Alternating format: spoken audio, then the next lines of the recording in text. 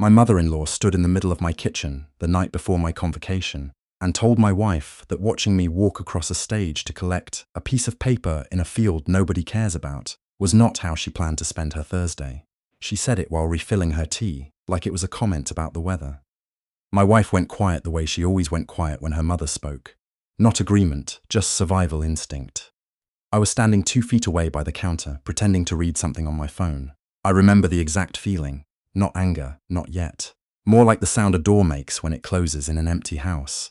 I had spent 4 years at the University of Guelph, finishing a degree in computer science, while working 2 part-time jobs and commuting 90 minutes each way because we couldn't afford to live on campus.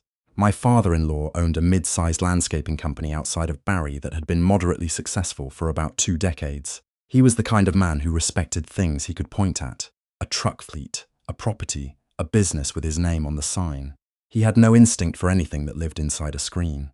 My mother-in-law was different, but arrived at the same conclusion through a different door. She was sharp, socially careful, always measuring the room, and in every room that included me, she'd already made her calculation before I opened my mouth. Her daughter had married someone who typed for a living, someone who talked about back-end infrastructure at dinner like that meant something. Someone whose career path, as she once explained to a cousin at a family barbecue, was still figuring itself out. Her son, my brother-in-law, had joined the landscaping business straight out of high school. He drove a lifted Ram 1500, played hockey in a weekend recreational league, and spoke with the loud, easy confidence of someone who had never been asked to prove himself to the people who loved him. His parents introduced him by his job title. They introduced me by my wife's name. My convocation was on a Friday morning in late October. The ceremony was at the Rosansky Hall on campus, which, if you've never been there, is not an unpleasant building. All glass and clean lines, the kind of place that feels like it was designed to make ordinary moments feel considered. My wife had been working on a nursing rotation that month and had arranged to swap a shift so she could be there. When I found out her parents weren't coming, I didn't make a scene. I didn't say anything, actually. I texted my own mother and told her not to worry about driving in from Sudbury, that it was a long trip for a short ceremony. I walked across that stage alone in the sense that mattered. My wife was there, somewhere in the middle section, her face a complicated mixture of love and apology. The applause was polite and general, the kind that belongs to everyone and no one. Afterward, standing on the steps outside while other families gathered in their clusters, my phone buzzed. A message from my father-in-law. He needed the login credentials for the landscaping company's new invoicing software. Could I sort that out before the weekend? I stood there in my gown, holding the credential I'd worked for, while my wife took a photo of me alone, and I thought, okay, fine, I understand now exactly what I'm dealing with. That moment taught me something I don't think I could have learned any other way. The clarity that comes from being genuinely, completely underestimated is a strange kind of gift. When nobody expects anything from you, you can build in peace. I had always been quiet in their house, quieter than felt natural, because I had learned early that my opinions on anything that wasn't directly related to fixing something broken were received with a kind of polite tolerance, the kind you offer a child who has wandered into adult conversation. My father-in-law would talk about his contracts and his fleet maintenance and his seasonal crew management, and when I tried once to mention that I was building a client management system for a friend's small business in my spare time, he nodded and then turned back to my brother-in-law and asked about the new sod installation in Innisfil. So I stopped mentioning it. What they didn't know, and what I never volunteered, was that the client management system I'd been building wasn't exactly a side project anymore. I had started quietly freelancing during my 3rd year of university, mostly remote contract work for companies in the software as a service space, building and maintaining back-end infrastructure under a numbered company. I'd registered through a paralegal I found online for $300. The contracts were small at first, then they weren't. By the time my father-in-law sent that message about the invoicing software, I was billing more per month than he paid his most senior equipment operator per year. But I drove a 2014 Civic with a cracked dashboard and kept my mouth shut at family dinners, so nobody had any reason to think otherwise. I noticed things during those years, the way you notice things when people believe you're not worth impressing. My father-in-law was meticulous about appearing successful. New truck every 3 years, a Muskoka cottage property he talked about constantly, though I later learned it was financed to within an inch of its life, a membership at a golf club he rarely had time to use. The business looked solid from the outside. I started noticing it didn't look as solid up close. A supplier who called 3 times in 1 week. A a reference to a line of credit that kept needing to be renewed. My mother-in-law's careful pivoting away from any conversation that approached the topic of cash flow. I kept quiet. I kept building. My wife knew some of it, not all. She knew I was doing contract work, knew I had a registered business, knew the money coming into our joint account each month had been increasing steadily. But she'd inherited a polite curiosity about the details of financial things from her parents, and she trusted me. And she was working 50-hour weeks on the ward, so she mostly let me handle that side of our life without pressing too hard. What she didn't fully realize was how far things had moved. We bought a house in Waterloo 2 years after my convocation, a semi-detached in a quiet neighborhood close to the tech corridor. I paid for it the way people in online forums talk about theoretically. 20% down, clean credit, no drama at the bank. My mother-in-law asked what we'd paid for it, and when my wife told her, she went quiet for a moment and then said something about how young people today really do spend beyond their means. My wife laughed it off. I got up and offered to make more coffee. The contract work had evolved by then into something more structured. I had incorporated properly, brought on a subcontractor in Halifax and another in Calgary, and was running a small but profitable software consulting practice that specialized in operations infrastructure for logistics companies, essentially helping mid-sized freight and distribution businesses replace aging systems with modern platforms that actually communicated with each other. The clients were not glamorous. A refrigerated trucking company based in Mississauga, a building supply distributor in Red Deer, a third-party warehousing operation near Hamilton. Nobody was putting us in a magazine. But the work was steady, the margins were good, and every engagement compounded my knowledge in ways that made the next one worth more. My father-in-law's landscaping business ran on exactly the kind of old operational software I had spent years replacing for other people. I knew this because he had once complained at Christmas dinner about how his billing system and his scheduling system refused to talk to each other, and it was costing him hours every week. I had started to say something. My brother-in-law had interrupted with a story about a hockey game. My father-in-law had laughed and turned to listen. I picked up my fork and kept eating. That was December. By the following September, things had changed. I got the call not from my father-in-law, but from my wife, who had just gotten off the phone with her mother. Her voice had the particular careful quality it gets when she's managing something she doesn't know how to say. She told me her father's main equipment financing company had called in a short-term loan. One of his major contract clients, a property management company that had been his anchor account for 11 years, had gone into creditor protection and had not paid 3 months of outstanding invoices. The numbers involved were not catastrophic on their own, but they had arrived at the same moment as the line of credit renewal and a significant equipment repair that couldn't wait. The business wasn't failing yet, but it was in the kind of trouble that moves fast if nobody catches it.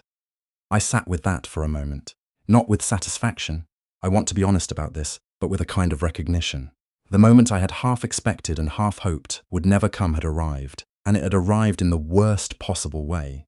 Not with a confrontation I could prepare for, but quietly, through my wife's careful voice on the phone at 8:30 on a Tuesday evening. I told her I would look at it.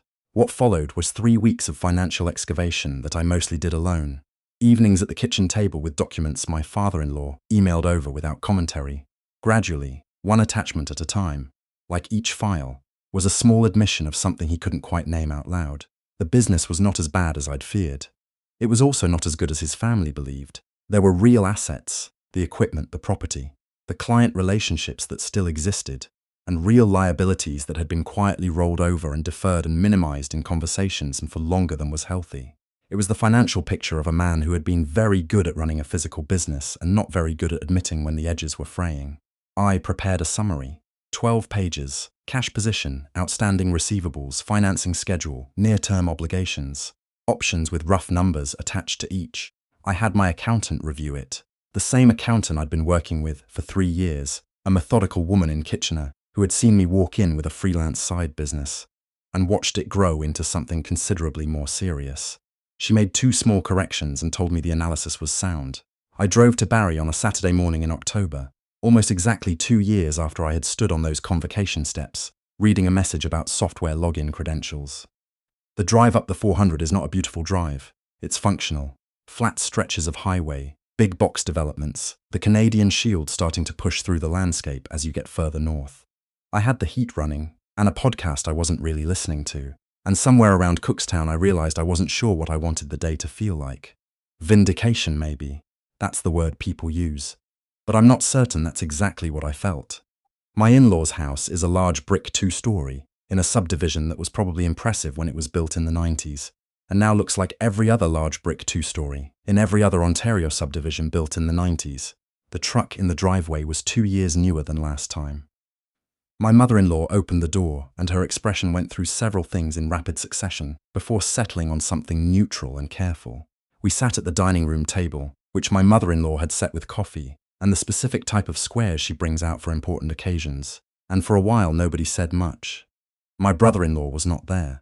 I had asked my wife not to come, not out of cruelty, but because I thought her presence would make it harder for everyone to say what needed to be said, and she had agreed with the kind of look she gives me when she disagrees but understands. My father-in-law sat across from me. He is a large man, the kind that fills a room without trying. That day he seemed to take up less space than usual. He had his coffee cup in front of him and he was looking at a spot slightly to the left of my face. I put the summary on the table and slid it across. He looked at it. He didn't pick it up immediately.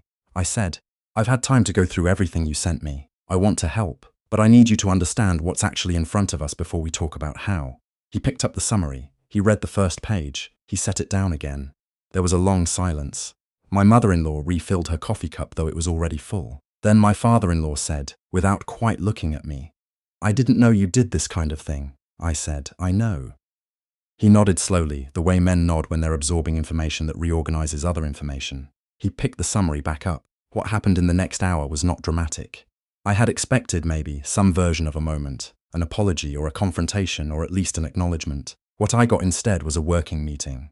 My father-in-law asked good questions, actually. He was sharper about the numbers than I'd expected, and I revised my opinion of him slightly upward as the conversation went on. My mother-in-law mostly listened, which was unusual. She interjected twice with practical questions about the equipment lease situation, and both questions were exactly the right ones to ask.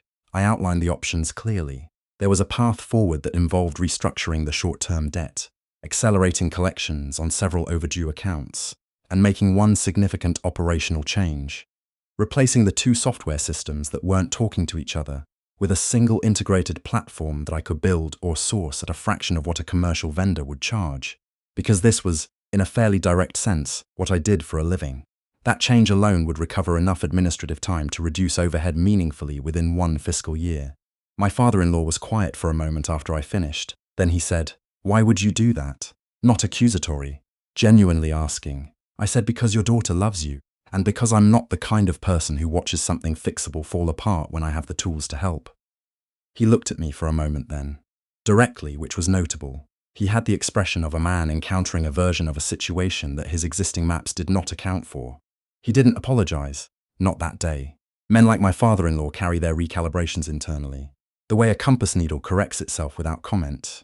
What I got instead was something I hadn't anticipated and found, in its own way, harder to receive than an apology would have been. He asked my opinion about the supplier, about the client diversification problem, about whether the cottage property should be sold. He asked. And then he listened to my answers with the specific quality of attention he had previously reserved exclusively for people he considered his equals. My mother-in-law walked me to the door when I left. My wife's car was in the driveway now. She'd driven up separately and was waiting inside. My mother-in-law stood on the front step in the autumn cold without a coat on, and she said quietly that she hadn't realized. She didn't specify what. I didn't ask her to. I think we both understood it was sufficient. I drove back to Waterloo with my wife following behind me in her car.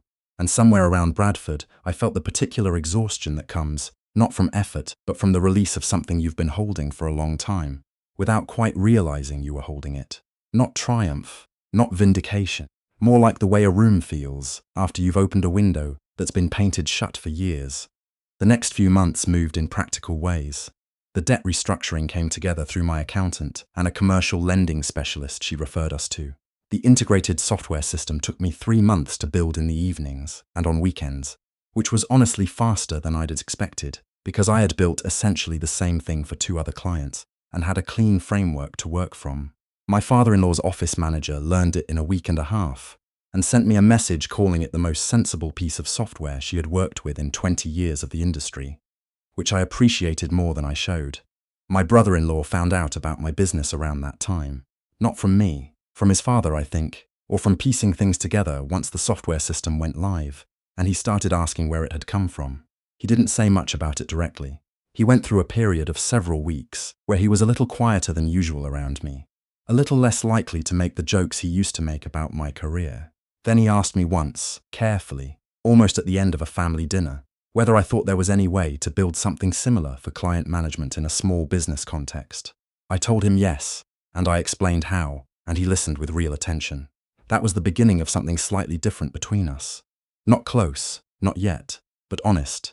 My mother-in-law changed in smaller increments. The way people change when they're doing it genuinely rather than performatively. She started asking about my work with what seemed like real curiosity rather than polite endurance. She mentioned me by name and profession when she talked about family to other people. I overheard this at a holiday gathering and felt something shift quietly in my chest that I chose not to examine too carefully. She will never fully understand what I do. But she stopped explaining me away. My father-in-law and I developed something that I'm not sure has a precise name. We are not close in the way that some men become close with their fathers-in-law. Through shared hobbies or easy companionship, we are respectful, which is different and possibly more durable. He asks for my opinion before making significant business decisions now. He doesn't always take it, but he asks, and when I'm speaking, he stays in the conversation, which sounds like a small thing and isn't. His business stabilized over the following year, and is, as of now, in genuine health. Better health, actually, than it was before the crisis, because the crisis forced a structural clarity that years of steady revenue had allowed them to avoid. He told me this himself, at the end of a long Sunday dinner at our place in Waterloo, after my wife had gone to check on something in the kitchen, and we were sitting at the table in the particular quiet that follows a good meal. He said, "You probably saved it." He said it to his coffee cup, but I heard it. I thought about standing on those convocation steps with my phone buzzing, software login credentials requested. My degree rolled in my hands and my family section empty. I thought about the way my mother-in-law had pivoted away from me at 100 dinner tables, the way my father-in-law had tuned back to his son mid-sentence, the particular experiences of being in a family and being adjacent to it at the same time. I did not say any of this, I said. The business did most of the work. I just gave you a better map. He nodded. He drank his coffee. And then he asked me what I thought about the equipment financing rates heading into the next fiscal year. And I told him, and we talked about it for another 40 minutes, and that, in the end, was the closest thing to an apology I ever needed. I work from home now, a corner room in our house in Waterloo that looks out over the backyard and gets good light in the mornings. My son is 2 years old and has recently developed a strong opinion about which shoes he wears, which is a characteristic I recognize. My wife says our house on Sunday afternoons, when her parents visit and my mother drives down from Sudbury, and the whole complicated arrangement sits around our dining room table eating, is the loudest it ever gets. She says it like it's a problem and she's smiling when she says it. I still think about Convocation sometimes. The cold auditorium light, the general applause, the drive home to an empty apartment that evening, with my gown folded in the back seat. I used to think about it with something adjacent to bitterness. Now it mostly just feels like the beginning of the story, the part that made the rest of it possible. You cannot build the specific kind of patience I needed without being given a reason to need it. And I was given a very clear reason on a Thursday morning in late October, when a woman refilling her tea in my kitchen decided that watching me become myself was not worth her afternoon. She was there last spring when I gave a short keynote at a regional tech summit in Kitchener. My wife had mentioned it. Her mother had mentioned it to her husband. Somehow it became a family outing. I didn't know they were in the room until afterward, when I came off stage and found them standing near the registration table. My mother-in-law in a good coat, my father-in-law looking around at the room with the careful attention of a man recalculating something. He shook my hand, firm, which is how he shakes everyone's hand. My mother-in-law touched my arm and said, "We're proud of you." 4 words, simple, possibly the most expensive 4 words I've ever received given what it took to get here. I said thank you, I meant it, not because the approval had finally arrived. I had stopped waiting for that somewhere around the time I was building their invoicing system at 11 o'clock on a Wednesday night, but because they meant it. And that, it turned out, was the only version of those words that was ever going to be worth anything. The seat in the family section that was empty on my convocation morning is not something I think about with grief anymore. I think about it with something closer to gratitude. It taught me at 24, with a degree in my hands and nobody watching, that the people who underestimate you quietly are not your enemy. They are, if you're patient enough, your best possible evidence.